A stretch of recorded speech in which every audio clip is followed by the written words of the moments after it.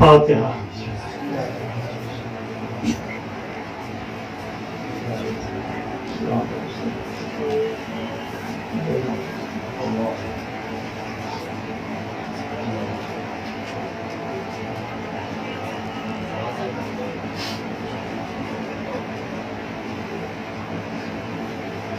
ایک مرتبہ سورہ حمد اور 3 مرتبہ سورہ اخلاص کی تلاوت فرما کر مرحوم جامنی بانو بنت علی حسن صاحب کی روح کو ایصال ثواب کرتے ہیں۔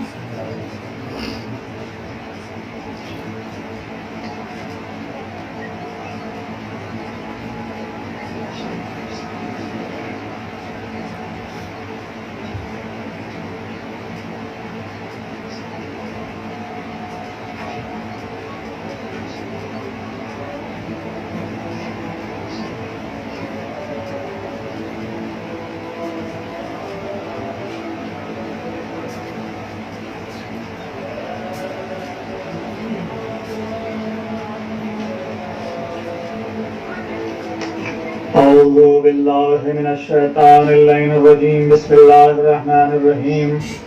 الحمدللہ الذی ہدانا لہذا وما كنا لنہتدی لولا ان ہدانا اللہ لقد جاءت رسل ربنا بالحق۔ الصلاة والسلام علی اشرف الانبیاء والمرسلین وخاتم النبیین مولانا بالقاسم محمد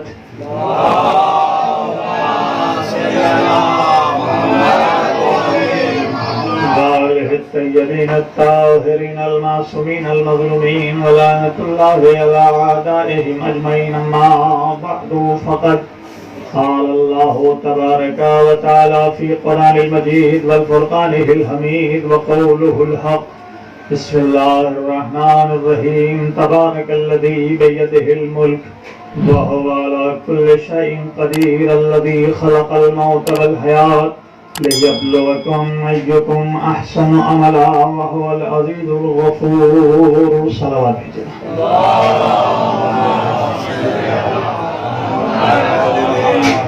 عزیزان گرامی، چونکہ یہ مرحومہ کے شوروم کی مجلس ہے اور میں نے سورہ ملک کی پہلی اور دوسری 2 آیتوں کی تلاوت کا شرف حاصل کیا ہے، جس میں خلاق کائنات پہلے اپنی عظمت و جلالت کو ظاہر کرتے ہوئے ارشاد فرماتا ہے کہ تبارک الذی بیدہ الملک، پاک و پاکیزہ وہ ذات جس کے قبضہ قدرت میں ملک ہے، اور خالی قبضہ قدرت میں ملک نہیں ہے، وہو علی کل شیء قدیر، بلکہ ہر چیز پر وہ قدرت رکھتا ہے، کوئی چیز اس کی قدرت سے باہر نہیں ہے۔ مثلا بہت سی چیزیں ہمارے پاس ہوتی ہیں جس پہ ہماری دسترس نہیں ہوتی، ہمارا اختیار نہیں ہوتا، ہماری قوت سے باہر ہو جاتی ہیں، لیکن اللہ نے کہا کہ وہ ایسا ملک پہ قابض ہے کہ ہر چیز اس کے قبضہ اختیار میں ہے، جس کو جہاں چاہے رکھے، جس کو جب چاہے انجام دے، کون فیکون، وہ کہتا ہو جا، بس وہ چیز فوراً ہو جاتی ہے، کوئی بھی چیز اس کے اختیار سے باہر نہیں ہے۔ وَهُوَ عَلَى كُلِّ شَيْءٍ قَدِيرٌ، وہ ہر چیز پر قدرت رکھتا ہے۔ لیکن یہاں اللہ نے، آپ غور کریں گے ذرا، تبارک الذی بیدہ الملک، پاک و پاکیزہ وہ ذات جس کے ہاتھ میں ملک ہے۔ یہ مولانا تشریف فرمائے، تنویر صاحب، شبی صاحب اور بزرگوں کا مجمع ہے۔ آپ یہ سوچیں کہ اللہ کے لیے کہتے ہیں کہ ہاتھ پیر رکھتا ہے، بہت سے لوگ قائل ہیں کہ اللہ ہاتھ رکھتا ہے، جسم رکھتا ہے، چہرہ رکھتا ہے، اور قرآن کی آیتیں بھی گواہ ہیں اس بات کے لیے، جیسے اس آیت میں لفظ ید استعمال ہوا، بیدہ الملک، اس کے ہاتھ میں ملک ہے۔ یا جہاں موت کے متعلق ارشاد فرمایا کل من علیہا فان ویبقی وجہ ربک ذو الجلال والاکرام، تمام چیزیں فنا ہو جائیں گے لیکن اللہ کا چہرہ باقی رہے گا۔ یا جناب آدم کے لیے اللہ نے کہا خلقت بیدی، میں نے اس کو اپنے ہاتھ سے بنایا۔ جب شیطان سے کہا سجدہ کر لے تو اس نے اکڑ گیا وہ، تو اللہ نے کہا خلقت بیدی، میں نے اس کو اپنے ہاتھ سے بنایا۔ تو اس کا مطلب یہ ہے کہ اللہ ہاتھ رکھتا ہے؟ نہیں، وہ نہیں رکھتا ہے، لیکن کسی کو اس نے اپنا ہاتھ بنایا ہے۔ صلوات دیجیے محمد علیہ۔ ایسی چہرہ نہیں رکھتا، لیکن کچھ ہستیاں ہیں جو اس کا چہرہ ہیں۔ آپ کہیں گے وہ کون سی ہستیاں ہیں؟ تو چھٹے امام صادق علیہ السلام کو بچا کہ جو اللہ نے کہا کل من علیہا فان ویبقی وجہ ربک ذو الجلال والاکرام، تمام چیزیں فنا ہو جائیں گے، صرف اللہ کا چہرہ باقی رہے گا۔ تو کیا اللہ چہرہ رکھتا ہے؟ تو امام نے فرمایا نحن وجہ اللہ، ہم اللہ کا چہرہ ہیں۔ اور آپ دیکھیے جس میں انسانی میں بھی اگر آپ غور کریں، دھڑ سے انسان کی پہچان نہیں ہوتی ہے، دھڑ سے انسان کی پہچان نہیں ہوتی، بلکہ پہچان کس سے ہوتی ہے؟ چہرے سے ہوتی ہے۔ مطلب کیا ہے جو امام فرما رہے ہیں نحن وجہ اللہ، ہم اللہ کا چہرہ ہیں، یعنی اگر اللہ کو پہچاننا چاہتے ہو تو پہلے ہمیں پہچانو۔ اگر ہمیں پہچان لو گے تو اللہ بھی پہچانا جائے گا، ہم نہیں سمجھ میں آئیں گے تو اللہ بھی سمجھ میں آنے والا نہیں ہے۔ صلوات دیجیے۔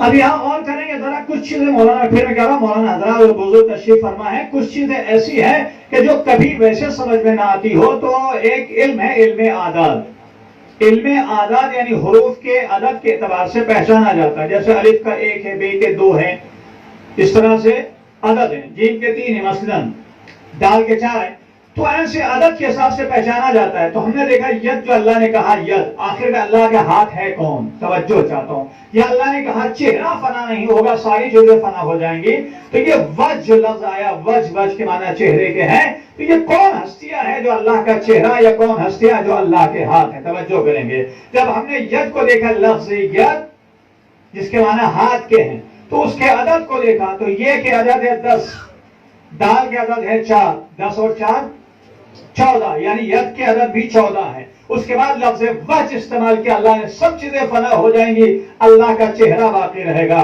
وجہ کے معنی چہرے کے ہیں، واو کے عدد ہے 6، جیم کے عدد ہے 3، 6 اور 3 9، ہے کے عدد ہے 5، کیا ہوا؟ 14، یعنی ید کے عدد بھی 14 ہے، وجہ کے عدد بھی 14۔ اس کا مطلب سے کہ ساری دنیا فنا ہو جائیں گی لیکن یہ 14 ہستیاں اللہ کے ساتھ باقی رہیں گی۔ صلوات بھیجیے محمد والا۔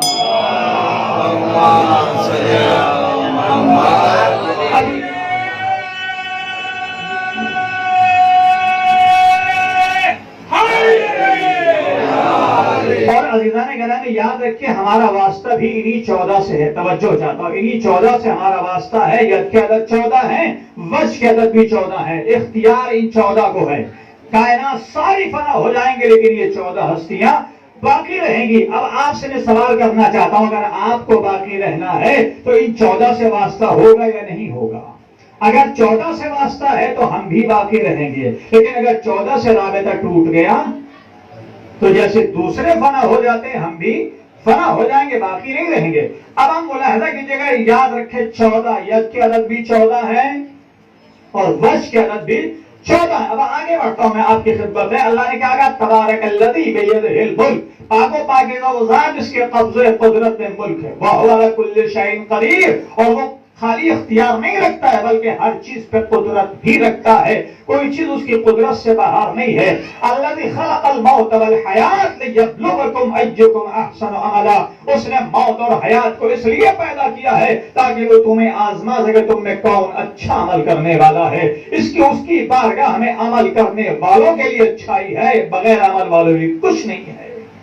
یعنی عمل کر کے اللہ کی بارگاہ میں اگر ہم معتمد بننا چاہتے، اعتبار والا بننا چاہتے ہیں تو ہمیں عمل کی منزل میں اتنا ہی آگے آنا ہوگا۔ اگر ہمارے پاس عمل نہیں ہے تو ہم کہنے کے مسلمان یا شیعہ تو ہوں گے لیکن کردار کے شیعہ نہیں ہوں گے۔ اب آپ غور کیجیے گا، الذی خلق الموت والحیات، اس نے موت کو بھی پیدا کیا ہے، اس نے حیات کو بھی پیدا کیا ہے۔ اب آپ یاد رکھیں ید کے عدد 14، وجہ کے عدد 14۔ اب ان 14 کے ساتھ ہم کو کس طریقے سے زندگی گزارنا ہے اور کیسے ہماری موت ہونا ہے۔ اللہ نے 2 لفظ استعمال کیے، موت اور حیات۔ خلق الموت والحیات، پہلے اس نے موت کو پیدا کیا ہے، بعد میں حیات کو پیدا کیا ہے۔ ہم یہ سمجھتے ہیں کہ پہلے حیات ہے بعد میں موت ہے۔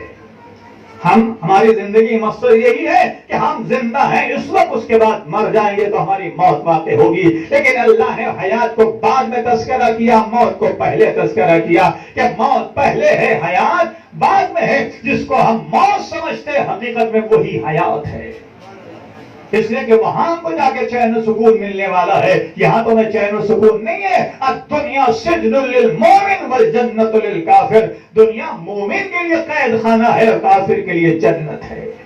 تو عزیزان گرامی اللہ نے کہا کہ خلق الموت والحیات، ہم نے موت کو بھی پیدا کیا ہے، ہم نے حیات کو بھی پیدا کیا۔ اب میں پھر لفظوں کی طرف جا رہا ہوں، ذرا پھر علم عدد کی طرف آنا چاہتا ہوں۔ ایک طریقہ یہ ہے عدد جوڑنے کا کہ جیسے ابھی میں نے کہا یہ کے عدد 10 ہیں، دال کے عدد 4 ہیں، واو کے عدد 6 ہیں، جیم کے عدد 3 ہیں، ہے کے عدد 5 ہیں، اس طریقے جوڑا جاتا ہے۔ لیکن دوسرا طریقہ یہ ہے کہ زیرو کو سامنے اگر 10 آتا ہے تو زیرو کو ہٹا دیا جاتا ہے، 20 آتا ہے تو زیرو کو ہٹا دیا جاتا ہے، 400 آتا ہے تو زیرو کو ہٹا دیا جاتا ہے، چھوٹے عدد کو جوڑا جاتا ہے، بڑے عدد کو جوڑا نہیں جاتا ہے۔ یہ بھی علم اعداد کا ایک طریقہ ہے۔ اب آپ لفظ موت کے عدد کو دیکھیں اور حیات کے عدد کو دیکھیں، غور کیجئے گا ذرا۔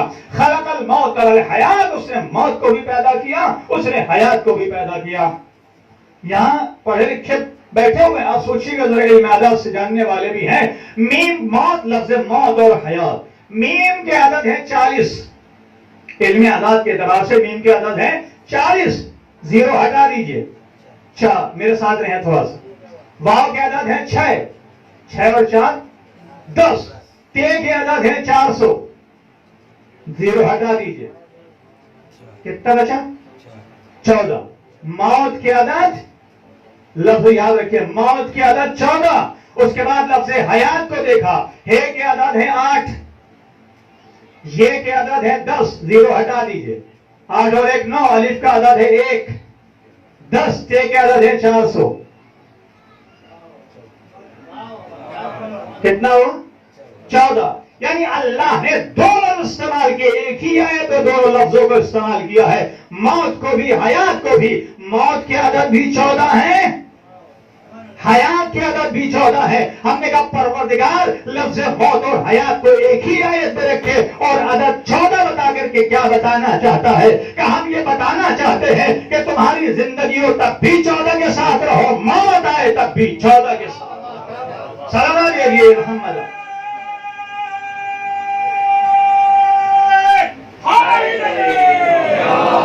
اور کسی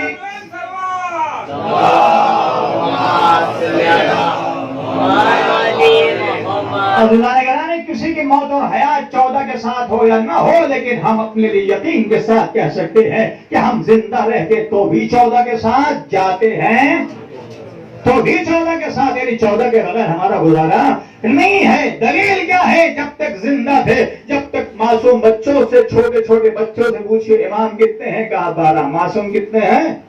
14۔ مائیں آغوش ہی میں پہلے بتا دیتی ہے، جب تک بچوں کو چلنا بھی صحیح سے نہیں آتا، اس سے پوچھئے اللہ کتنے ہیں؟ کہا 1 ہے۔ پہلے دن کتنے ہیں؟ کہا 5 ہے۔ معصوم کتنے ہیں؟ 14۔ امام کتنے ہیں؟ 12 ہے۔ تو زندہ رہتے تو بھی 14 کے ساتھ، موت آتی ہے تو بھی 14 کے ساتھ۔ دلیل یہ ہے کہ اپنے سینے پہ شہادت نامہ لے کے جاتے ہیں جس میں 14 کی گواہی ہوتی ہے۔ شہادت نامہ جو ہے یہی تو ہے، 14 معصومین کے نام لکھے رہتے ہیں کہ یہ محمد کا ماننے والا ہے، یہ زہرا کا چاہنے والا ہے، یہ حسن حسین کا ماننے والا ہے۔ سلام دیجیے محمد والے۔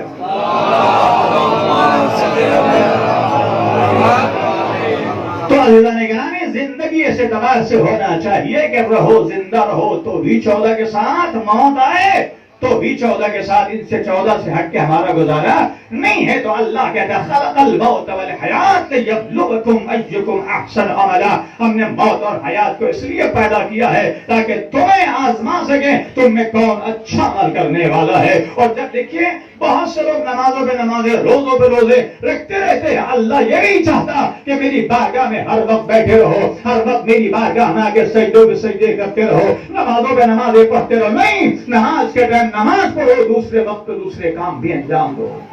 آدمی یہ سمجھتا ہے کہ رزق حلال کا حاصل کرنا یہ معمولی چیز ہے، نہیں، سب سے اہم چیز رزق حلال کا حاصل کرنا ہے۔ حبیب کائنات ارشاد فرماتے ہیں القاد علی علیہ کالمجاہد فی سبیل اللہ، جو اپنے بچوں کے لیے رزق حلال کروا رہا ہے ایسے جیسے اللہ کے راہ میں جہاد کر رہا ہو۔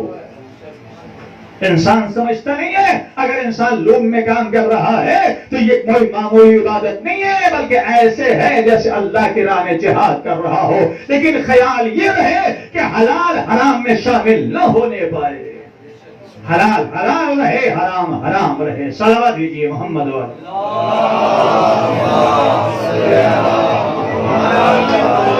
تو سب سے اہم چیز اللہ کی بارگاہ میں کثرت پسند نہیں ہے، اخلاص سے عمل پسند ہے، وہ خلوص دیکھنا چاہتا ہے۔ اس لیے سورہ مومنون جب آپ پڑھیں گے، نمازیں سب پڑھتے ہیں، کوئی مسئلہ نہیں ہے، نمازیں سب پڑھتے ہیں، لیکن سب کی نمازیں قبول نہیں ہوتی ہے۔ کس کی نمازیں قبول ہے؟ کون کامیاب ہے؟ قد افلح المؤمنون الذین هم فی صلاتهم خاشعون، کامیاب وہ مومنین ہیں جو نمازوں میں خشوع و خضوع رکھتے ہوں۔ نمازوں میں خشوع و خضوع رکھتے ہو یعنی اطمینان کے ساتھ نماز پڑھی جا رہی ہو، جیسے مولا کائنات سے پیر سے تیر نکل گیا لیکن احساس نہیں ہوا۔ صلوات بھیجیے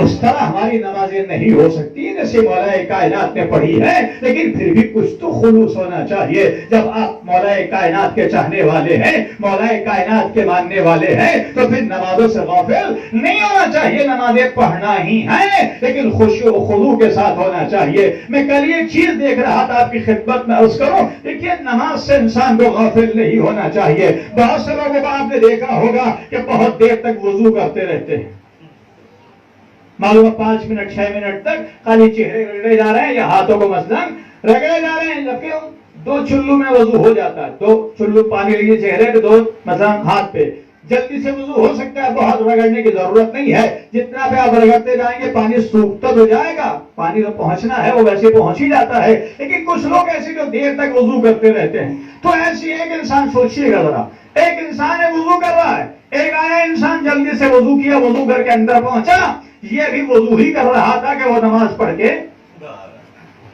واپس آنے لگا۔ تو اتنی جلدی نماز پڑھ کے آ گئے کہ حضور آپ وضو کرتے رہے، میں تو پڑھ کے آ گیا۔ یہ تو معمولی جواب تھا، لیکن اس نے کہا سنیے جملہ انشاءاللہ محسوس ہوں گے، صلوات بھیجیے محمد والے۔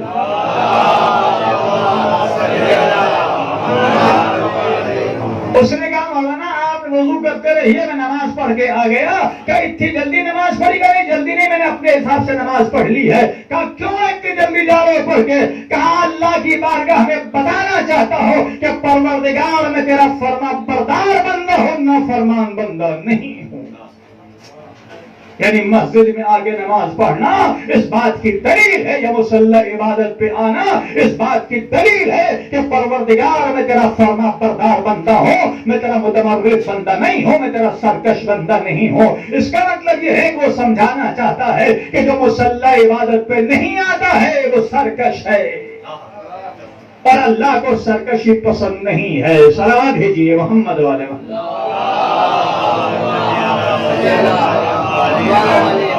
اس موقع میں ایک جملہ اور غور کر سکتا ہوں، آپ غور کیجیے گا، سوچیے گا ذرا۔ اللہ کے نبی نے ارشاد فرمایا من ترک الصلاۃ متعمدا فقد کفر، جس نے جان بوجھ کے نماز کو چھوڑا وہ نماز نہیں چھوڑ رہا ہے بلکہ کفر اختیار کر رہا ہے۔ آپ غور کریں گے، سوچیں گے ذرا، پڑھے لکھا مجمع بیٹھا ہوا ہے، آپ کہیے شراب اگر کوئی پی رہا ہے، مولانا غلام اسکر صاحب بہت اچھے جملے انہوں نے کوٹ کیے، آپ سوچیے گا ذرا، فرماتے ہیں کہ اگر کوئی شراب پی رہا ہے، شرابی ہے لیکن کافر ہے؟ کافر نہیں ہے۔ بڑی سخت سزا اسلام نے رکھی ہے کہ شرابی اگر ہو جائے تو اس کو لڑکی نہ دو نہ لڑکی لو، اپنے معاشرے سے اس کا بائیکاٹ کر دو، اس لیے کہ یہ ایسی گناہ، ایسا گناہ ہے کہ جو دوسروں میں سوایت کر سکتا ہے۔ لیکن اللہ کے نبی نے یہ نہیں کہا کہ جو شراب پی رہا ہے وہ کفر اختیار کر رہا ہے، زنا کر رہا ہے، زانی ہے، گناہ ہے، سرعام سزا دے دو۔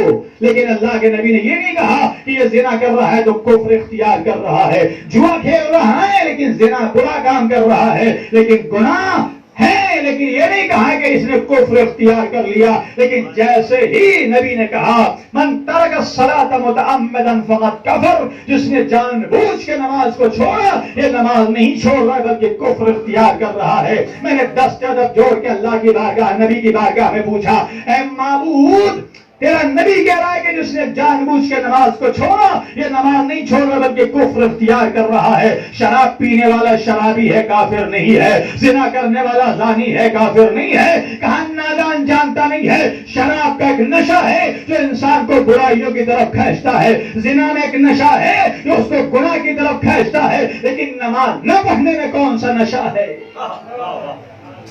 نماز نہ پڑھنے میں کون سا نشہ ہے؟ یہ نشہ نہیں ہے بلکہ اللہ کی نافرمانی کر رہا ہے، اور جو اللہ کی نافرمانی جان بوجھ کے کر رہا ہو وہ نافرمانی نہیں ہے بلکہ کفر کی حدود میں داخل ہو رہا ہے۔ سلام دیجیے محمد و آل محمد۔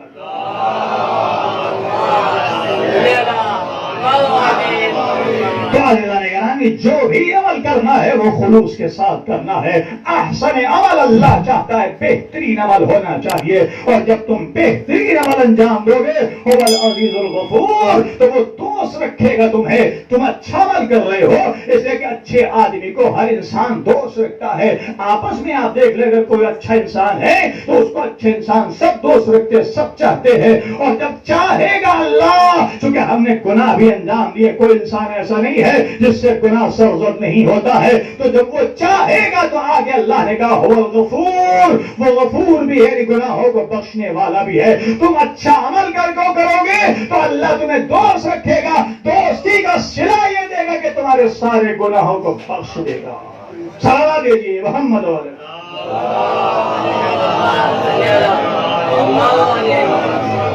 لیکن عزیزان گرامی آپ یاد رکھیں خلق الموت والحیات، ہم نے موت اور حیات کو پیدا کیا ہے، لیکن لفظ موت جب انسان سنتا ہے تو بدن میں راشا آ جاتا ہے، کانپنے لگتا ہے، لرزنے لگتا ہے، اس لیے کہ انبیاء اس کے سامنے گھٹنے ٹیکتے ہوئے نظر آتے ہیں، لیکن یہ ایسی حقیقت ہے کہ اس سے کسی کو فرار نہیں ہے۔ جب جو زندہ ہے وہ موت کی تکلیف سہے گا، جب احمد مرسل نہ رہے کون رہے گا؟ حبیب کائنات جس کے صدقے میں اللہ نے اس پوری کائنات کو پیدا کیا ہے، جب انہی کو موت آ گئی تو ہم ان کے صدقے میں پیدا ہونے والے سب کو موت آنا ہے، کسی کو موت سے مفر نہیں ہے۔ ایک شخص آتا ہے حبیب کائنات کی خدمت میں، صلوات بھیجیے باواز بلند۔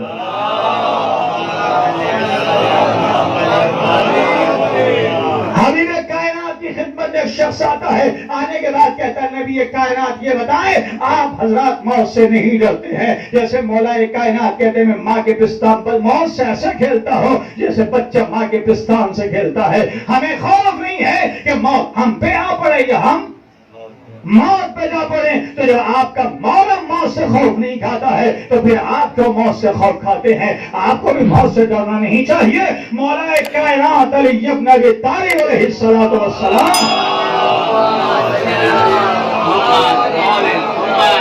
ارشاد فرماتے، توجہ کیجیے گا، ارشاد فرماتے کہ موت مومن کے لیے تحفہ ہے۔ موت مومن کے لیے تحفہ ہے۔ اب مجھے بتائے تحفہ لے کے انسان خوش ہوتا ہے یا روتا ہے؟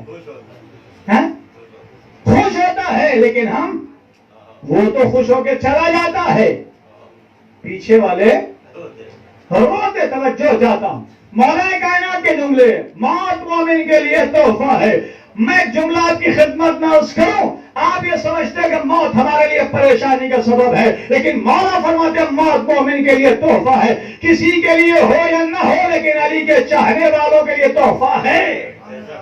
توجہ چاہ رہا ہوں، کسی کے لیے تحفہ ہو یا نہ ہو، لیکن علی کے چاہنے والوں کے لیے تحفہ ہے۔ آپ کہیں گے مولانا یہ اچھی عجیب باتیں کر رہے ہیں، میں نہیں کر رہا ہوں، میرا مولا کہتا ہے کہ موت مومن کے لیے تحفہ ہے، تو کسی کے لیے ہو یا نہ ہو، لیکن علی کے چاہنے والوں کے لیے تحفہ ہے۔ اس لیے کہ زندگی میں دیدار علی نہیں ہوتا، زندگی میں دیدار علی نہیں ہوتا، موت کے وقت دیدار علی ہو جاتا ہے، تو اس سے بڑا مومن کے لیے اور تحفہ کیا ہو سکتا ہے؟ صلوات بھیجیے محمد والے۔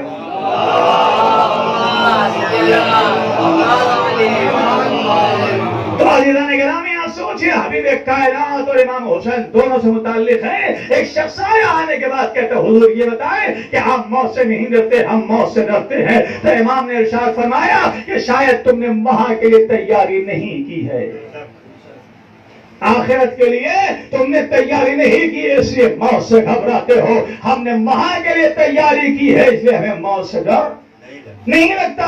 اور مثال دے کے مولا نے کہا سنو، کسی کے دو گھر ہوں، توجہ، کسی کے دو گھر ہوں، ایک ویران گھر ہو، برباد گھر ہو، ایک بہترین مرصع سجا ہوا گھر ہو۔ ویران والے گھر سے کہا جائے کہ اندر ذرا اس میں بہترین سجا ہوا گھر ہے، اس میں منتقل ہو جاؤ، تو بتاؤ وہ خوشی خوشی جائے گا یا پریشانی میں جائے گا؟ تو تو وہ سوچے خوشی خوشی، اس لیے کہ ویران گھر سے نکل کے آباد گھر میں جا رہا ہے، سجے ہوئے گھر میں جا رہا ہے. لیکن اگر کسی سجے ہوئے گھر والے سے کہا جائے کہ ویران گھر میں چلے جاؤ، تو وہ جاتے ہوئے گھبرائے گا. بس تمہاری مثال ایسے ہی ہے. تم نے دنیا کو آباد کیا ہے، آخرت کو ویران کیا ہے. ہم نے آخرت کو آباد کیا ہے، دنیا کو ویران کیا ہے. سلام بھیجیے محمد والے.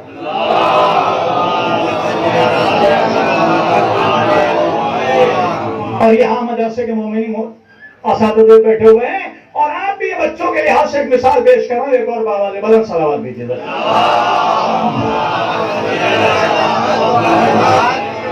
موت سے ڈرتا کون ہے اور کیوں ڈرتا؟ توجہ چاہتا ہوں. خلق الموت والحیات، ہم نے موت کو بھی پیدا کیا، ہم نے حیات کو بھی پیدا کیا ہے. موت ڈرنے کی چیز کا نام نہیں ہے. موت ایسی حقیقت ہے اس سے کہ کوئی فرار نہیں ہے. لیکن ڈرتا کیوں ہے انسان؟ توجہ. مثلا دو بچے اسکول میں پڑھتے ہیں، کیوں ڈرتے ہیں؟ کون ڈرتا اور کون نہیں ڈرتا؟ یہ کس کو ڈرنا چاہیے اور کس کو ڈرنا نہیں چاہیے؟ توجہ چاہتا ہوں. دو بچے اسکول میں پڑھتے ہیں، استاد نے بلایا دونوں کو، کہا کل صاف ستھرا لباس پہن کے آنا. بالکل صاف ستھرا لباس پہن کے آئے. آنے کے بعد کہا دیکھو آج جا رہے ہو، جو بچہ کل صبح تک اپنا لباس صاف ستھرا رکھ کے آئے گا میں اس کو انعام دوں گا. جو لباس کو اپنے بالکل صاف ستھرا رکھے پاک رکھے گا میں اس کو انعام دوں گا. اور اگر کوئی اپنے لباس کو گندا کر کے لے کے آئے گا تو اس کو سزا دوں گا، پٹائی کروں گا. دونوں گئے. ایک بچہ جو اپنے لباس کو ہر جگہ سے بچا رہا، گندگی سے بچا رہا ہے، پریشانیوں سے، دھول سے، مٹی سے بچا رہا ہے، گندا نہیں ہونے دے رہا. ایک وہ ہے جو ہر جگہ جا رہا ہے، کھیل رہا ہے، نالی میں، گٹر میں، ادھر ادھر چھینٹیں آ رہی، کوئی پرواہ نہیں ہے. اب یہ شام کو دونوں اپنے اپنے بستر پہ پہنچتے ہیں. جس کا لباس صاف ہے وہ دعا کر رہا ہے پروردگار جلدی صبح ہو جائے. توجہ چاہتا ہوں، جلدی صبح ہو جائے تاکہ استاد کے پاس پہنچوں تو انعام حاصل کروں. دوسرا دعا کر رہا ہے پروردگار جلدی صبح نہ ہو. کیوں؟ اس لیے کہ استاد کے پاس جاؤں گا تو سزا ملے گی. اس لیے کہ لباس گندا کر لیا ہے، لباس خراب کر لیا ہے. اللہ نے ہم کو بھی پاک صاف ستھرا کردار دے کے بھیجا. جنہوں نے اپنے کردار کو خراب کر لیا ہے وہ ہمیشہ موت سے ڈرتے رہتے ہیں، اس لیے کہ بعد میں سزا ہی سزا ہے. لیکن جس کا کردار صاف ہے وہ دعا کرتا ہے پروردگار یہ حیات تیری ہے، جب چاہے تو لے لے. صلوات دیجیے محمد وعلى محمد.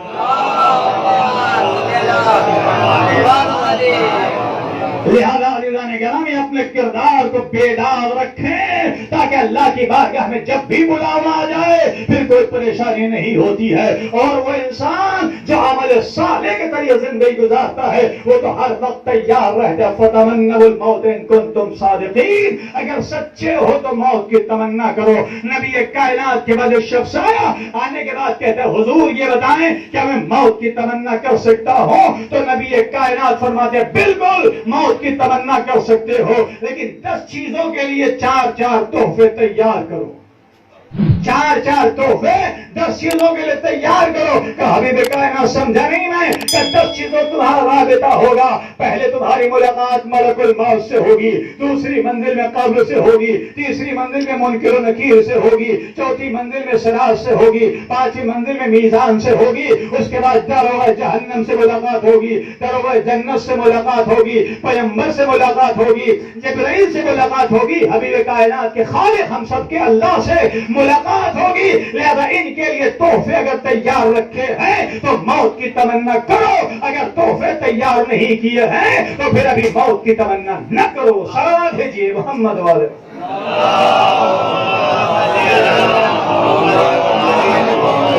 ویسے بھی آپ دیکھیں ذرا سوچئے گا، ویسے اگر کسی کے ہاتھ جاتے ہیں بیمار کو دیکھنے کے لیے جائیں یا شادی میں جائیں تو آپ تحفہ لے کے جاتے کہ نہیں جاتے؟ اگر تحفہ لے کے گئے ہیں تو سامنے والا خوش ہوتا ہے، اور اگر خالی ہاتھ چلے گئے، یہاں آپ سامنے دیکھ لیجئے، اگر خالی ہاتھ چلا جاتا ہے انسان میں اتنا بھی نہیں ہوا، کہتے کہ نہیں کہتے؟ اتنا بھی نہیں ہوا کہ کچھ تھوڑا بہت بچوں کے لیے لے کے آ جاتے یا شادی کے لیے کوئی تحفہ لے کے آ جاتے.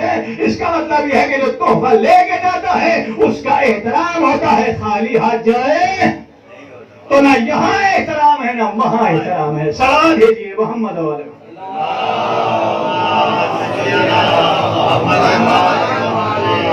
نبی کائنات فرماتے ہیں سب سے پہلی ملاقات کس سے ہوگی؟ ملک الموت سے ہوگی. لہذا ملک الموت کے لیے 4 تحفے تیار کرو. اگر یہ 4 تحفے تم نے ملک الموت کے لیے تیار کر لیے ہیں تو پھر موت کی تمنا کر سکتے ہو. جب تمہاری ملاقات ملک الموت سے ہوگی اور وہ دیکھے گا کہ میرے لیے تحفہ لے کے آئے ہیں تو وہ بھی خوش ہوگا. اور جب ملک الموت خوش ہوگا تو پھر تمہارے ساتھ سختی نہیں ہوگی بلکہ آسانی کے ساتھ تمہارے ساتھ پیش آئے گا. تو وہ گھبرا کے کہتا ہے نبی کائنات بتائیں وہ کون سے تحفے ہیں جو سب سے پہلے ملک الموت کے لیے ہم کو لے کے جانا ہے. تو نبی کائنات فرماتے ہیں 4 تحفے وہ ہیں جو ملک الموت کے لیے ہے. اس میں سب سے پہلا تحفہ یہ ہے کہ اگر حقداروں کا حق لے رکھا ہے تو پہلے وہ ادا کر دو, اور اگر ادا نہیں کر سکتے ہو تو کم از کم ان کو راضی کرو. صلوات بھیجیے محمد والے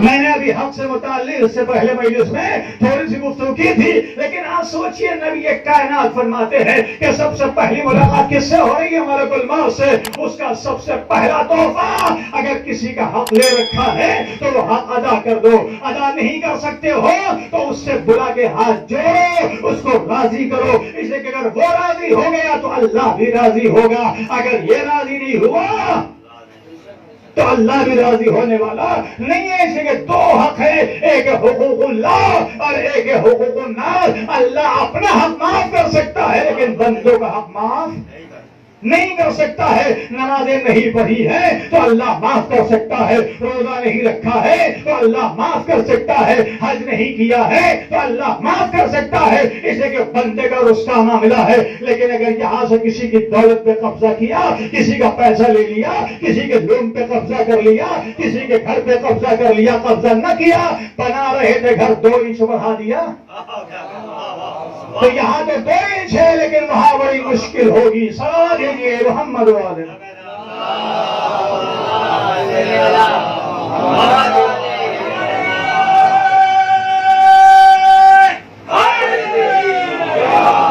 عزیزان گرامی یہ 2 حق ہیں, اگر ادا نہیں کر سکتے ہو تو بلا کے ان کو راضی کرو تاکہ وہ تم سے راضی رہے. اگر یہ راضی ہوگے تو اللہ راضی ہوگا. مولا کائنات علی ابن ابی طالب علیہ الصلوۃ والسلام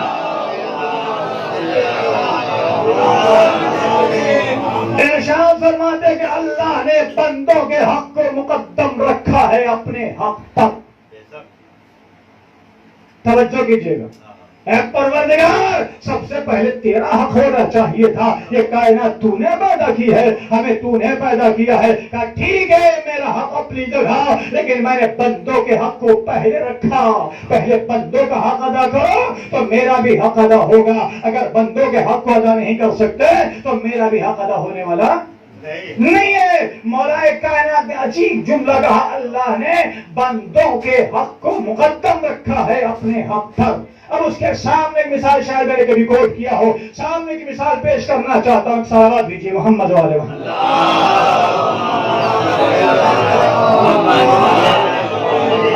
اتفاق سے مولانا شریف صاحب اور شہراز صاحب دونوں پیش نماز ہیں, دونوں نماز پڑھاتے.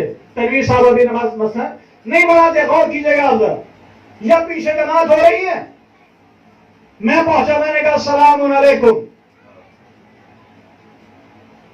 جواب دینا مستحب ہے یا واجب؟ ہاں جواب دینا واجب ہے. واجب کفائی ہے, یعنی سب کے سب جواب دے, نہیں تو ایک بھی جواب دے, سب کو چھوڑ دیجئے. مولانا شہباز اکیلے نماز پڑھ رہے تھے, میں پہنچا, میں نے کہا السلام علیکم. اپنا شہباز صاحب کے اوپر واجب ہے کہ نہیں ہے؟ دوسرا کوئی نہیں ہے تو شہباز صاحب کے اوپر واجب ہے کہ جواب دے. اور یہ بھی نہیں کر سکتے کہ نماز کے بعد مولانا تو مسجد میں آئے ہیں بعد میں جواب دے دیں گے, ابھی نماز پڑھ لیتے. نہیں, جہاں ہے مولانا دونوں فرمائیں, تشریف فرمائیں, جہاں ہے وہیں جواب دیں. رکوع میں ہے رکوع میں جواب دے, سجدے میں ہے سجدے میں جواب دے, قیام میں ہے قیام میں جواب دے. میں نے کہا معبود تیری اہم عبادت کر رہا ہے, توجہ چاہتا ہوں. شہباز تیری اہم عبادت کھڑا, نماز سے اہم عبادت کوئی نہیں ہے. آپ سوچیے ذرا، لیکن وہ اتنی اہم عبادت کر رہا، میں نے کہا السلام علیکم، جواب دے رہا وہیں واجب، میں بھی تو مسجد میں آیا ہوں، نماز کے بعد جواب دے دے، کہا نہیں، پہلے اس کا جواب دے، پہلے اس کا جواب دے، بعد میں میری عبادت کرے۔ رکوع میں ہے تو رکوع میں جواب دے، سجدے میں ہے سجدے میں جواب دے۔ جواب کیا ہوگا؟ السلام علیکم کا جواب سلام علیکم ہی ہوگا، علیکم السلام نہیں ہوگا۔ میں نے کہا معبود جملہ سنیے انشاءاللہ، میں نے کہا معبود نماز کے بعد جواب دے رہا، جب میں وہیں موجود ہوں تو نماز کے بعد جواب دے رہا، کہا نہیں، میرا حق ادا کر رہا تھا، لیکن الیاسا اس نے اس کی سلامتی چاہی۔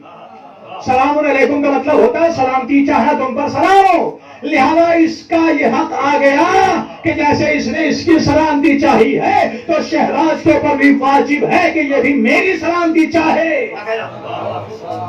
میری سلامتی چاہے، جس جگہ ہے نماز میں اسی وقت فوراً سلامتی چاہے۔ میں نے کہا پروردگار بات بھی کہہ سکتا تھا، کہا نہیں، میرے حق کو مقدم کرے، میرے حق کو پیچھے کرے، بندے کے حق کو آگے رکھے۔ تو جو اللہ نماز میں بندے کے حق کو رعایت نہیں کرتا وہ عام حالتوں میں کیسے معاف کر سکتا ہے؟ صلوات دیجیے محمد وآل محمد۔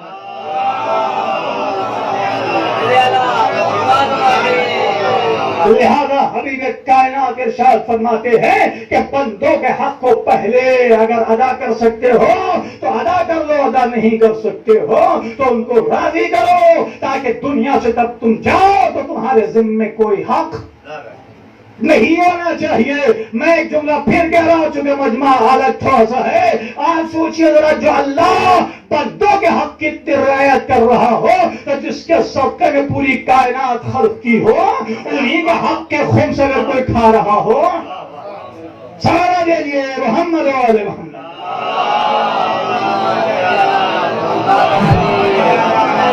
تو عزیزان گرامی، آج سے سوچئے گا کہ اگر کسی کے ذمے کسی کا حق ہے، بھائی کا حق بھائی کے ذمے ہے، بھائی تو ہے، بھائی ہے، لیکن وہاں وہی بھائی مشکل بنے گا جب وہاں مقام حساب میں کھڑے ہوں گے، حساب و کتاب ہوگا تو وہاں بڑی مشکل ہوگی، کوئی بھی ساتھ دینے والا نہیں ہوگا۔ قرآن نے بھی کوٹ کیا ہے، یوم یفر المرء من اخیہ وامہ وابیہ، نہ بھائی کام آ رہا ہوگا، نہ بیوی کام آ رہی ہوگی، نہ بچے کام آ رہے، وہاں صرف اپنا عمل کام آئے گا۔ صلوات بھیجیے محمد۔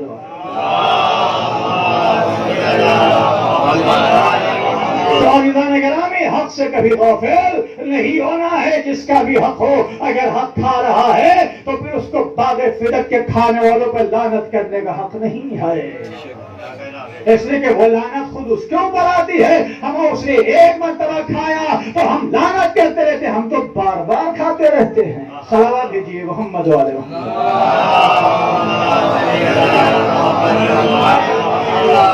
پہلا حق کیا ہے؟ حقداروں کو راضی کر لو، اگر دے نہیں سکتے ہو تو ان کو راضی کر لو تاکہ وہ تمہیں معاف کر دے، اس لیے کہ اگر یہ بندہ معاف نہیں کرے گا تو اللہ بھی معاف کرنے والا نہیں ہے۔ کہ دوسرا حق کیا ہے کہ اگر نماز قضا ہو گئی ہیں، دوسرا حق جو ملک الموت کا ہے، دوسرا حق یہ ہے کہ اگر نماز قضا ہو گئی ہیں تو ان کو ادا کر لو۔ ہم تو بڑے خوش رہتے ہیں، اسلام نے حکم دیا ہے کہ اگر باپ نمازیں نہ پڑھ رہا ہو کیا کریں گے؟ وکیل بھائی بہت پیچھے بیٹھے، کیا کریں گے؟ بڑے بیٹے پر نماز پڑھنا واجب ہے نا؟ بڑے بیٹے پہ نماز پڑھنا واجب ہے۔ ہم جب خود نہیں پڑھ رہے ہو تو بیٹے سے کیا توقع رکھتے ہو؟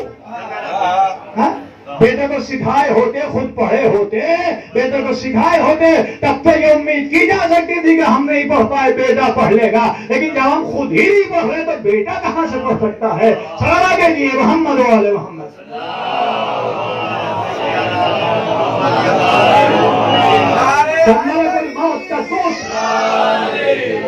ملک الموت کا دوسرا تحفہ اگر قضا نمازیں ہیں تو اپنے آپ خود ادا کر لیجئے، کسی پہ مت سوچیے کہ وہ ادا کرا دے گا یا ادا کر لے گا جب ہم خود ادا نہیں کر سکتے۔ میں نے پرسوں پر جب تقریر کی تھی تو اس میں ایک جملہ میں نے مسجد میں کئی امام نے کہا تھا، یاد رکھیے گا کہ ہم اگر خود نہیں کر سکتے تو بچوں سے کیسے امید رکھ سکتے ہیں کہ یہ انجام دے دیں گے۔ میں نے جملہ کہا تھا کہ راز کی بات ہے کسی سے بتائیے گا نہیں، راز کی بات ہے. کسی سے بتائیے اگر ایک بیوقوف جب خود ہی نہیں چھپا پا رہے ہو تو دوسروں سے کیا توقع رکھتے ہو کہ وہ راز چھپا لے گا؟ تو ویسے جب ہم خود ہی اللہ کی عبادت نہیں کر پا رہے ہیں تو اولاد سے کیا توقع رکھتے ہیں کہ اولاد ہماری عبادت قضا کی ادا کر لے گا؟ صلوات بھیجیے محمد اور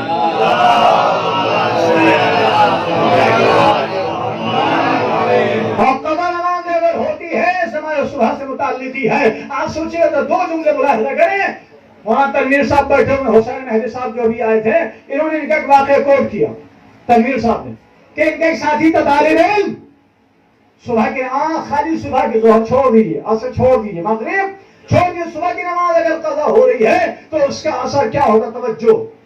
وہاں تنویر صاحب بیٹھے ہوئے ہیں, انہوں نے بتایا کہ لڑکا بہت ذہین تھا, بہت ہوشیار, بہت چالاک. حسین مہدی صاحب جو بھی مجلس پڑھنے کے لیے آئے تھے چہلم کی, ان سے ایک سوال اس نے پوچھا. سوال پوچھا تو فوراً کہا تم تو بہت ذہین آدمی ہو, ایسا لگتا ہے کہ شاید آج تمہاری صبح کی نماز قضا ہوئی ہے. صبح کی نماز قضا ہوئی ہے. حسین مہدی صاحب نے پوچھا طالب علم سے, تو اس نے کہا ہاں حضور, آج اتفاق سے صبح کی نماز قضا ہو گئی ہے, کہ اسی لیے علم حاصل جو کیا تھا وہ بھول گئے. توجہ کر رہے ہیں؟ یعنی ایک صبح کی نماز قضا ہو جائے تو ذہن اپنی جگہ پہ برقرار نہیں رہتا, اور اگر مسلسل قضا کر رہے ہوں تو کیا ہونے والا ہے؟ اب دوسرا جملہ سنیے. شیخ صدوق علیہ الرحمہ, انہوں نے روایت تلانی, مجھے پوری روایت نہیں پڑھنا, ایک جملہ نقل کر رہا ہوں.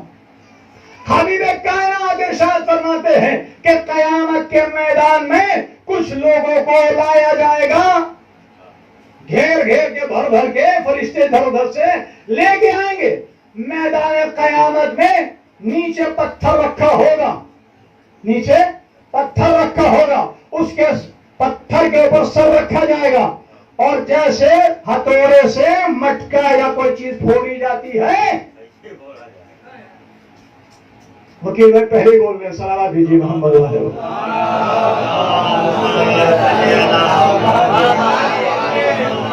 کیا پھوڑا جائے گا؟ جیسے مٹکا پھوڑتے ہیں نا, ویسے سر پھوڑا جائے گا. نبی کائنات نے جبرائیل سے پوچھا ہے, جبرائیل یہ کون لوگ ہیں؟ کہ حضور آپ بہتر جانتے ہیں. کہا نہیں, بولو تاکہ دوسروں تک بات پہنچے, میں تو جانتا ہوں دوسروں تک بات پہنچے. کہ حضور یہ آپ کی امت کے وہ افراد ہیں جو جان بوجھ کے صرف صبح کی نماز قضا کرتے تھے, جو صرف صبح کی قضا کریں. جب ان کا سر مٹکے کی طرح پھوڑا جائے گا تو نہ جو ظہر پڑھ رہے ہو, نہ عصر پڑھ رہے ہو, نہ مغرب, نہ عشاء, ان کا عالم کیا ہوگا؟ صلوات دیجیے محمد والے.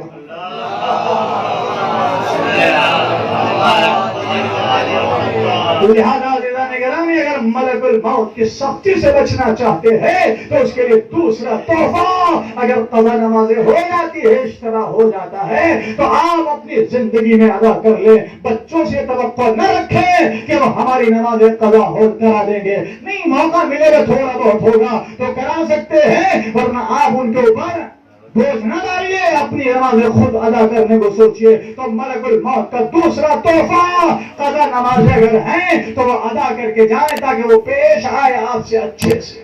تیسرے, نبی کائنات نے فرمایا اگر موت کی تمنا رکھتے ہو تو اشتیاق میں خدا سے ملنے کا شوق ہونا چاہیے. خدا سے ملنے کا شوق کب ہوگا؟ جب ہمارا عمل اچھا ہوگا. اگر ہمارا عمل اچھا نہیں ہے تو پھر ہمارے اندر یہ جذبہ پیدا ہو ہی نہیں سکتا ہے. انبیاء کے پاس اگر ملک الموت پہنچا, آپ کے سامنے واقعات ہیں, انبیاء کے پاس اگر ملک الموت آیا ہے تو وہ بھی گھٹنے ٹیکتے ہوئے نظر آتے ہیں. کہا زبان سے, کہا اس زبان سے جس سے میں نے کتاب کی تلاوت کی ہے, ہاتھوں سے, کہا ان ہاتھوں سے جس سے میں نے کتاب اٹھائی ہے, کہا پیروں سے, کہا ان پیروں سے جس سے میں نے دور پہ جا کے اللہ سے باتیں کی ہے. ملک الموت کے سامنے یہ بھی. لیکن عزیزان گرامی, چونکہ جذبہ ہونا چاہیے اللہ سے ملاقات کا, یہ جذبہ اس وقت ہوگا جب ہم اللہ کی بارگاہ میں جانے کے لیے ہر وقت تیار رہیں. تو اس وقت اللہ کا نبی کہتا ہے کہ جب یہ جذبہ آ جائے تو پھر تمہیں موت کی تمنا کرنے کا حق ہے. اور اس کے بعد چوتھا جملہ ارشاد فرمایا کہ تین جذبے اگر تمہارے اندر پیدا ہو جائے، حقداروں کو ادا کر دو یا راضی کرو ان کو، قضا نمازیں ہو گئی ہیں ادا کر دو۔ تیسرے اشتیاق میں خدا سے ملنے کا اشتیاق اگر ہو گیا ہے تو اب تمہارے لیے چوتھا جملہ نبی کائنات فرماتے ہیں کہ اب تم کو یہ حق ہے کہ تم موت کی تمنا کرو۔ آرزوئے مر کر سکتے ہو، لیکن اگر یہ چیزیں تمہارے اندر نہیں پائی جاتی ہے تو پھر تمہیں موت کی تمنا کرنے کا حق نہیں ہے۔ تو اب یہ انسان کو خود سوچنا چاہیے کہ ہم موت کے لیے آمادہ ہیں یا موت کے لیے آمادہ نہیں ہیں۔ صلوات بھیجیے محمد علیہ۔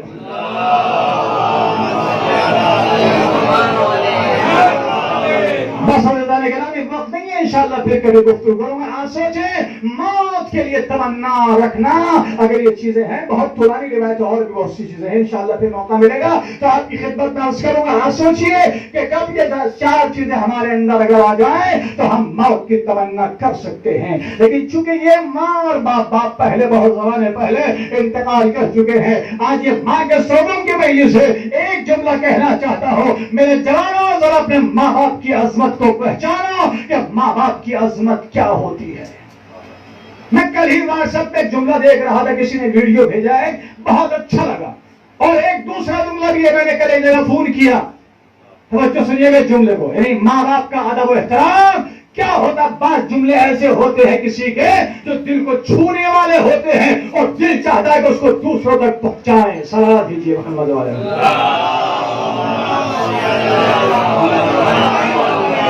پڑھی لکھی فیملی اگر میں نے لکھنؤ فون کیا تو اس کی ممی نے، جس لڑکے کو میں فون کر رہا تھا، اس کی ممی اس کے ساتھ میں رہتی ہے، تو میں نے کہا تم ممی تمہارے ساتھ میں رہتی ہے؟ فوراً کہتا مولانا نہیں، میں ممی کے ساتھ رہتا ہوں۔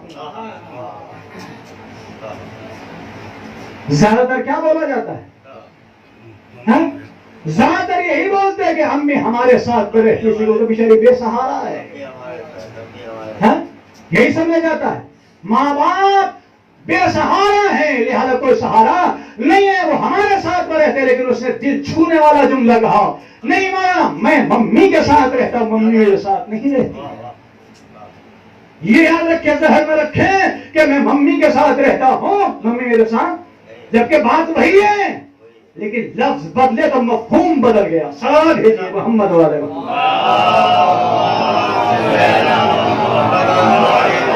بس آخری جملہ، ماں باپ کی عظمت کو پہچانے۔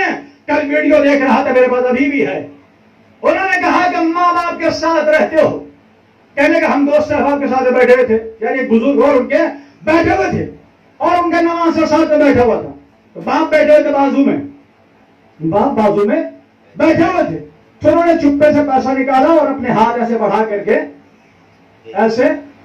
کر کے باپ کو دیا۔ باپ نے چپکے سے اٹھایا اور رکھ لیا۔ تو جو سامنے بیٹھے تھے، کہا کیا کیا تم نے، کیا دیا؟ کہ کچھ نہیں۔ تو جو نمازہ بیٹھا اس سے پوچھا، اس سے بولو، کہ دیکھو پوچھو کیا دیا؟ تو کہا کچھ نہیں، میں پیسہ دیا تھوڑا سا۔ کہا کیسے؟ کہا ایسے۔ غور کیجئے گا، میری طرف رہے ہاتھ، جیسے میں ہاتھ پھیلا رہا ہوں میری طرف متوجہ رہو۔ کہا ایسے دیا، کیسے بھی تو دے سکتے تھے۔ غور کیجئے گا، ماں باپ کی عظمت پہچانے جوان، جملہ سنیے آپ انشاءاللہ محظوظ ہوں گے۔ کہا ایسے بھی دے سکتے تھے کہ ہمیشہ میں نے ایسے ہاتھ پھیلایا، میں نے ہمیشہ باپ کے سامنے ہاتھ پھیلایا، باپ کا ہاتھ دینے والا رہا، لینے والا نہیں رہا ہے۔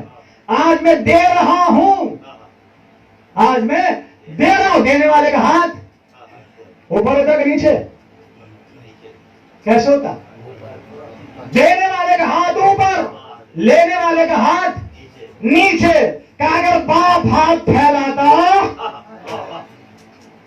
تو جیسے میں ہاتھ پھیلاتا تھا ویسے آج میرا باپ میرے سامنے ہاتھ پھیلاتا، نہیں مجھے پیسہ دینا ہے لیکن میں نے ہاتھوں پہ رکھا کہ بابا ضرورت ہو تو لے لو تاکہ میری قسمت بن جائے۔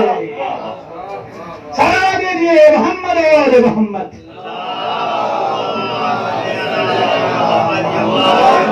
یعنی میرے عزیزوں، مقصد کیا ہے؟ اگر ماں باپ کو دینا چاہتے ہو تو تمہارا ہاتھ دینے میں بھی اوپر نہیں آنا چاہیے، جیسے کل نیچے ہاتھ رہتا تھا ویسے آج بھی ہاتھ نیچے رہے، تاکہ ماں باپ تمہارے ہاتھ سے اٹھا لیں تو تم خوش نصیب ہو کہ تمہارے ماں باپ نے اس کو اٹھا لیا ہے۔ اور دوسرا جملہ اس نے کہا، بہت اچھا جملہ کہا کہ آج اگر پیر کی کہیں بات ہو جاتی، ہم پیر والے نہیں ہیں، لیکن اگر پیر و مریدی کی بات چلتی ہے تو جا کے ہاتھ دبا رہا، پیر دبا رہے، سر دبا رہے ہو۔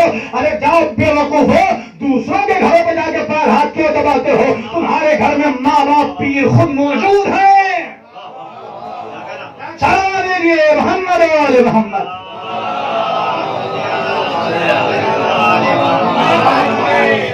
تمہارے گھر میں ماں باپ کی شکل پیر موجود ہے، ان کی خدمت کرتے جاؤ، جنت سے قریب ہوتے جاؤ گے۔ اس لیے میں نے مجلس میں ہمارے جملہ کہا تھا پرسوں، آپ یاد رکھیں کہ پیغمبر کی دعا جیسے امت کے حق میں ہوتی ہے، ویسی والدین کی دعائیں بیٹوں کے حق میں ہوتی ہے، اولاد کے حق میں ہوتی ہے۔ جیسے ان کی دعائیں رد نہیں ہوتی ہیں، ویسی والدین کی دعائیں بھی رد نہیں ہوتی ہیں۔ کبھی بھی والدین کو ستانا نہیں، کبھی والدین کو پریشان نہیں کرنا۔ قرآن نے کیا کہا؟ لا تقل لهما اف، لفظ اف بھی اپنے والدین کے لیے استعمال نہ کرنا۔ میں نے کبھی عرض کیا تھا لفظ اف کہاں استعمال ہوتا ہے؟ میں نے کہا بیٹا پانی لا دو، پانی لے کے آئے۔ میں نے کہا چائے لے کے آؤ، چائے لے کے آئے۔ میں نے کہا روز ذرا پانی لے کے آؤ، کہا اف اف۔ قرآن نے کہا لا تقل لهما اف، لفظ اف بھی نہ کہو۔ اور چھٹے امام نے فرمایا اگر اس لفظ اف سے کم کوئی اور لفظ ہوتا تو اللہ اس کو استعمال کرتا، لیکن لفظ اف بھی اللہ برداشت نہیں کرنا چاہتا ہے۔ تو جو لفظ اف برداشت نہ کر سکے وہ سختیاں، گالیاں، برائیاں کیسے برداشت کرے گا؟ والدین کی عظمت کو پہچانو، اس لیے کہ قرآن کہتا ہے وَاشْكُرْ لِي وَلِوَالِدَيْكَ، میرا شکریہ ادا کرو، اپنے والدین کا شکریہ ادا کرو۔ اگر والدین کا شکریہ ادا نہیں کرو گے تو میرا بھی شکریہ ادا نہیں کر سکتے ہو۔ میرے عزیزو، یہ ماں کے اصالے ثواب کے سلسلے مجلس ہے۔ ماں جب تک رہتی ہے یا باپ جب تک رہتا ہے تو بچوں کو ڈھارس ہوتی ہے، چاہے جتنا تھکا ماندہ باہر سے آ رہا ہو، لیکن جیسے ماں آغوش میں سر رکھتا ہے اور ماں اپنی انگلیاں اس کے سر میں پھیرنا شروع کرتی ہے تو سارا غم بھول جاتا ہے، سارا درد بھول جاتا ہے۔ میں نے ایک واقعہ دیکھا کہ ایک پہلوان جس کے سامنے بھی جاتا تھا اس کو اٹھا کے پٹک دیتا تھا، لیکن ماں کا انتقال ہوا تو کمر جھک گئی۔ ماں کا انتقال ہوا تو کمر جھک گئی، جھکے ہوئے انداز میں جا رہا ہے۔ کسی نے پوچھا کل تک سر اٹھا کے چلتے تھے، کمر جھکی ہوئی نہیں رہتی تھی، آج کیا ہو گیا؟ کہ میری پشت پناہ دعا کرنے والی میری دنیا سے چلی گئی ہے، اب میرا کوئی دعا دینے والا نہیں ہے۔ ماں کی عظمت کو پہچانیے کہ ماں کی عظمت کیا ہوتی ہے۔ اور یہاں 4 بیٹے موجود ہیں، خوش نصیب ہیں جنہوں نے اپنی ماں کو کاندھا دیا، غسل و کفن دیا، اہتمام کے ساتھ دفن کیے ہیں، لیکن ایک بیٹا نجف میں موجود ہے۔ ذرا اس سے پوچھیے اس کے دل پہ کیا بیتی ہوگی۔ کاش کہ میں ہوتا تو میں بھی اپنی ماں کو غسل و کفن دے دیتا۔ میں کہوں گا میرے لال تم موجود ہو، وہاں کوئی تمہیں تماچے لگانے والا نہیں ہے، وہاں تمہیں کوئی ہتھکڑی پہنانے والا نہیں ہے، لیکن کربلا ذرا قریب ہے، جا کے پرسے کے لیے چلے جانا۔ اے مولا، آپ کے بابا کا لاشا بے گورو کفن پڑا ہوا تھا، لیکن آپ مجبور تھے، ہاتھوں میں ہتھکڑیاں تھیں، پاؤں میں بیڑیاں تھیں، گلے میں توقے خاردار تھا۔ مولا میں تو مجبور نہیں ہوں، میری ماں کا جنازہ میرے بھائیوں نے اٹھا دیا ہے، بس اتنا ضرور ہے کہ میں اپنے وطن سے دور ہوں، لیکن مولا کی بارگاہ میں ہوں، مولا کی پناہ میں ہوں۔ ماں اور اولاد کی محبت کیا ہوتی ہے؟ آج سوچیے ذرا وہ شہزادی جب آخر وقت آیا، ماں کی ممتا دیکھیں کہ ماں کی ممتا کس کو کہتے ہیں۔ جب شہزادی کا آخر وقت آیا تو کہتی اسماء میں حجرہ عبادت میں جا رہی ہوں، جب تک میری آواز آئے سمجھنا میں زندہ ہو، جب آواز آنا بند ہو جائے تو سمجھنا میں دنیا سے رخصت ہو چکی ہو۔ لیکن میرے شہزادے آئے تو پہلے میرے مرنے کی خبر نہ دینا، یہ ماں کی ممتا تھی جو بول رہی تھی، میرے مرنے کی خبر نہ دینا، بلکہ پہلے انہیں کھانا کھلانا، انہیں پانی پلانا، اس کے بعد میرے مرنے کی خبر دینا۔ میں کہوں گا شہزادی چھوٹے بچے ضرور ہیں لیکن 30 شب روز کے بھوکے پیاسے نہیں ہے، لیکن اللہ اللہ ذرا کربلا میں آ کے دیکھیں جہاں علی اصغر بھی پیاسا ہے، جہاں سکینہ بھی پیاسی ہے۔ ہاں عزیزو، جناب شہزادی کونین نے وصیت کی، حجرہ عبادت میں گئیں، آواز آتی رہی، اسما دیکھتی رہی، ایک وقت ایسا آیا کہ آواز کا آنا بند ہو گیا، اسما نے آنسو بہانا شروع کیے، تھوڑی دیر گزری تھی کہ شہزادے آ گئے، لیکن آنسوں کو صاف کرتی ہوئی اسما سامنے آئی، شہزادو بیٹھو، میں تمہارے لیے کھانا لے کے آ رہی ہوں۔ شہزادوں نے اسما کے چہرے کو دیکھا کہ اسما کیا گھر میں قیامت آ گئی؟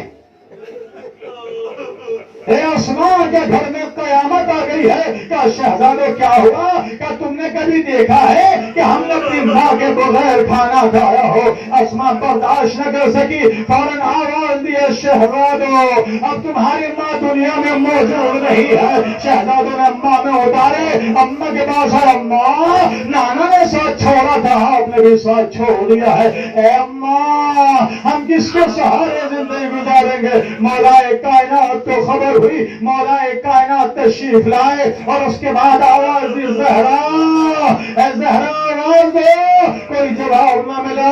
اس کے بعد تاریخ لکھتی ہے کہ مولا کائنات نے غسل و کفن دینا شروع کیا، میرا مولا غسل دے رہا تھا۔ شیخ عباس خود میں لکھتے ہیں کہ رات کے سناٹے میں وصیت کی تھی، کیا کبھی سوچا؟ اس لیے شہزادی کی پسلیاں ٹوٹ گئی تھی، پہلو شکستہ ہو گیا تھا، لیکن مولا کائنات کو نہیں بتایا کہ میری پسلیاں ٹوٹی ہوئی ہے۔ اب جب یہ روایت ایران میں خطیب نے پڑھی تو ایک ڈاکٹر تھا ہڈیوں کا، وہ بیٹھ کے بہت دیر تک روتا رہا، مجلس ختم ہو گئی لیکن وہ روتا رہا۔